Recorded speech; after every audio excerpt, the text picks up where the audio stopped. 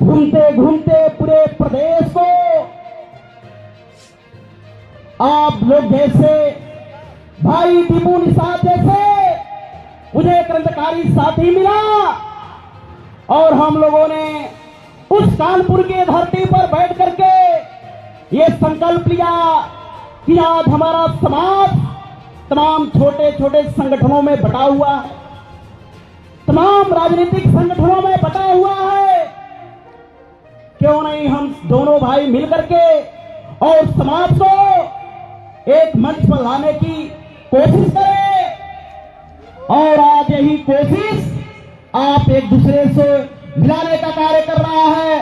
साथियों, मैं जातिवादी नहीं हूं, मैं मानवतावादी हूं और इसलिए आप लोगों ने देखा होगा, चाहे वो मैनपुरी में गीता कश्यप की जला करके हत्या की गई हो या सोनू कश्यप की जला करके हत्या की गई हो या किसी भी जात मत मजहब के साथ अगर कोई भी अन्याय होता है तो आपका योगी जी टू आपके नौकरी के परवाह किए बिना एक भारतीय रेलवे का कर्मचारी होने के साथ साथ एक बहुत बड़े अपने आप में समाजसेवी होने का भी गर्व रखते हैं। साथियों, मैं आप लोगों को कुछ सुनाने नहीं आया हूं, मैं बल्कि उस माननीय योगी आदित्यनाथ जी को ये बात सुनाने आया हूं कि आज एक योगी जी टू बनकर के एक योगी जी से आप सामाजिक सुरक्षा रूपी आरक्षण के लिए ये भीख मांग रहा है। माननीय योगी जी, अगर हमारी आवाज आपके कानों तक जा रही हो तो ये सोच लीजिए, ये समाज आपको मठ से ला करके और इस लखनऊ की पावन धरती पर इस देश का, इस उत्तर प्रदेश का आपको राजा बनाने का कार्य किया है। अगर आप सामाजिक न्याय की बात करते हैं, अगर आप एक संत हैं, तो आपने देखा होगा तमाम हमारी बहन बेटियों के साथ उनकी इज्जत लूटी जा रही है। प्रत्येक दिन एक एक निषादों की हत्या हो रही है, लेकिन किसी भी अपराधी के ऊपर इनकाउंटर नहीं हो रहे हैं, उनके घरों पर बुलडोजर नहीं चल रहे हैं। ये कहीं ना कहीं हमारे समाज के साथ एक बहुत बड़ा न्याय हो रहा है। आपने जब गोरखपुर से सांसद हुआ करते थे, जाके उसी लोकसभा में आप कहा करते थे निषादों का आरक्षण हक है, हम देंगे। आप एक अपने आप को क्षत्रिय वंश से आप ताल्लुक रखते हैं, अजय सिंह बिष्ट उर्फ योगी जी। आप एक क्षत्रिय होने के नाते आपका जो वेद है, आपका जो संस्कृति है, उसमें कहा गया है रघुकुल रीति सदा चली आई। लेकिन अगर आपने उस रघुकुल परिवार से संबंध रखते हैं तो आप इन निषादों को 2027 से पहले आरक्षण दे करके इनको मुख्य धारा में जोड़ने का कार्य करें, अन्यथा ये समाज देख रहा है, इसको बताने की जरूरत नहीं है। जिस तरीके से आपने अभी चल रहे सत्र में हमारे जातियों को, हमारे निषादों को अपमानित करवा रहे हैं। कोई महोदय बता रहे हैं कि अगर निषादों का आरक्षण चाहिए तो चमार बन जाए। मैं कह रहा हूं, भारत की जितनी भी सबसे जिसको आपके नजरों में छोटी जातियां हैं वो मुझे बना दो, इन निषादों को बना दो, अन्यथा ये समाज आपको इसी कुर्सी से उखाड़ फेंकेगा और उस गोरखपुर के मठ में आपको बैठा देगा। इसमें किसी कोई संदेह नहीं होनी चाहिए।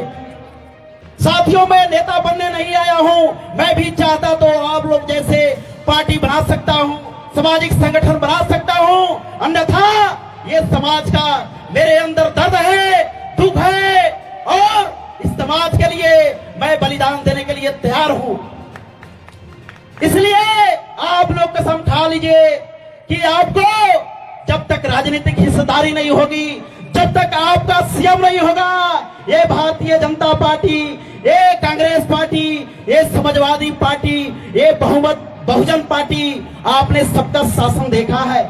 अगर आपका कोई हितैषी होता तो आपको अपने हक के लिए धरना नहीं देना पड़ता, आपको दिल्ली के जंतर मंतर पर नहीं जाने देता।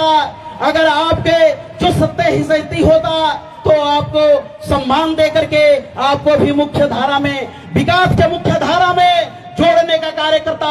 इसलिए योगी जी, मोदी जी, अगर आप राम राज्य की परिकल्पना करते हैं तो भगवान श्री रामचंद्र के बाल सखा उन निषाद राज के वंशजों को आपको 2027 से पहले लागू करना पड़ेगा। अन्यथा इस समाज का उद्देश्य है, आज का आपसी भाईचारे मिलन का उद्देश्य है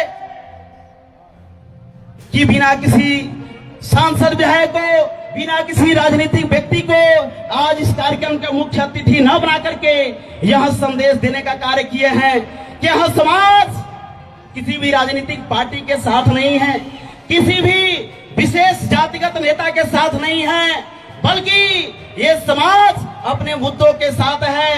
ये समाज अपने बहन बेटी की इज्जत के लिए एक के सूत्र में बंधा हुआ है। और आज अगर इन निषादों को, इन जलवंशियों को आप हक अधिकार नहीं देते हैं तो आने वाले 2027 आपके लिए मुश्किल होगा। ये आपका योगी जी 2 इस आपके विधानसभा के बगल में बोल रहा है, क्योंकि मैं भी एक समाज का बेटा हूं, मैं भी मानवतावादी हूं, मैं भी राष्ट्रवादी हूं। इसलिए योगी जी आपसे निवेदन है, और जितने भी विपक्षी पार्टियां हैं तो अगर निषादों की, जलवंशियों की, एसटी एससी ओबीसी की हक हुकूमत की बात करती है, मैं उनसे भी निवेदन करूंगा, आप भी एक विपक्ष के रूप में बहुत मजबूत ताकत रखते हैं। अगर आप इन जातियों से आप चाहते हैं कि इन पिछड़े जातियों से आपको विकास के रूप में देखना चाहते हैं तो आप लोग भी इसमें सहयोग करने का कार्य करें। अन्यथा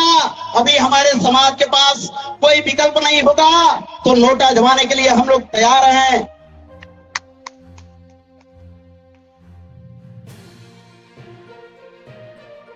एक बार हम अपने जितने भी पूर्वज हैं और जिन लोगों ने हमें यहाँ बोलने का अवसर दिया उनको जयकार लगाएंगे। भारत माता की, भारत माता की, बाबा साहब भीमराव अम्बेडकर की, बाबा साहब भीमराव अम्बेडकर की। जय श्री राम, जय श्री राम, जय निषाद राज, जय निषाद राज, जय मां प्रियंका फूलन देवी, जय मां प्रियंका फूलन देवी। साथियों, मैं अभी घूमने के बाद कुछ ऐसे समाजसेवी मुझे मिले हैं जिनको मैं 1 मिनट के अंदर बताना चाहूंगा कि शिक्षा के और धर्म के क्षेत्र में और इतिहास लिखने के क्षेत्र में कुछ हमारे सामने बहुत ही समाज की महत्वपूर्ण हस्तियां बैठी हुई हैं, जिनका मैं दिनेश निषाद जी का नाम लेना चाहूंगा। वे गोरखपुर में 4 पानी के निषाद धाम के नाम से ऐसा मंदिर बनवाया है जहां धर्म के साथ साथ, शिक्षा के साथ साथ स्वास्थ्य की व्यवस्था किए हैं। ऐसे महापुरुष का मैं धन्यवाद करता हूं। और आपके बगल में खुशबू निषाद जी के पिताजी नंदा जी भी बैठे हैं, जिन्होंने ऐसी शेरनी को जन्म दिया है कि आज जितने भी हमारे मीडिया बंधु हैं, आप देखते हैं कोई जाकर के टट्टी कर देता है, हमारी मीडिया दिखा देती है कि फलाने ने इतनी आज टट्टी किया, लेकिन ये बहन ने पूरे भारत का नाम रोशन किया है।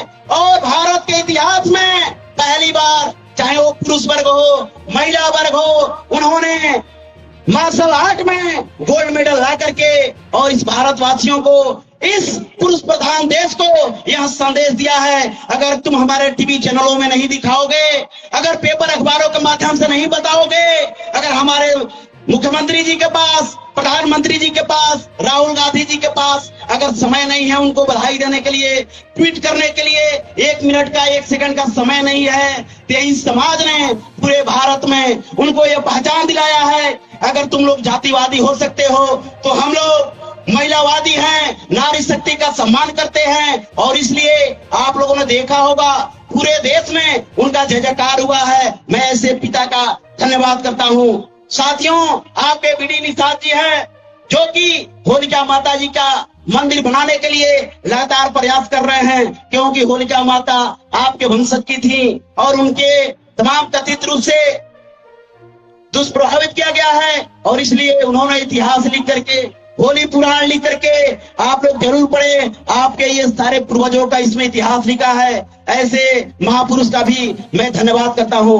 और साथ ही साथ एक बार सभी भाइयों को, सभी बहनों को, सभी माताओं को, सभी क्रांतिकारी साथियों का मैं धीरे से धन्यवाद करता हूं, हार्दिक अभिनंदन वंदन करता हूं। धन्यवाद। बहुत बहुत धन्यवाद अवधेश कुमार साहनी उर्फ योगी जी टू का, आपने बहुत अच्छे विचार रखे। अब विशेष रूप से आप लोगों को जानकारी देना चाहता हूं कि ये कार्यक्रम आधे घंटे के अंदर खत्म कर दिया जाएगा, और आप लोग जहां आगे पीछे खड़े हैं, बाहर खड़े हैं, कृपया करके अब तो सामने आ जाओ। और बस आधे घंटे की बात है, अब कार्यक्रम खत्म की ओर है।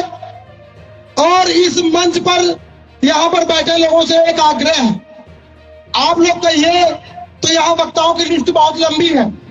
मेरा एक अनुरोध है, चाहे बड़ा हो, मैं भी उसमें शामिल हूं, चाहे छोटा हो, 2 मिनट से ज्यादा कोई नहीं लेगा। यदि ऐसा तैयार हो तो ठीक, नहीं तो बताइए कार्यक्रम को थोड़ा सा, क्योंकि आप सब बहुत मजबूत लोग हैं और बात कहेंगे तो 1-1 घंटा लग जाएगा, बातें नहीं खत्म होंगी। लेकिन मेरा विनम्र आग्रह है, निवेदन है कि समय लेट चालू हुआ है, कार्यक्रम लेट चालू हुआ है, इसकी वजह से मैं चाहता हूं जो भी अलग अलग जिले से लोग आए हैं उनको बात रखने का मौका मिल जाए, तो मुझे टोकना न पड़े। मैं एक लिस्ट पढ़ के बता रहा हूं और 2-2 मिनट ज्यादा नहीं, 2 मिनट का समय लगाऊंगा।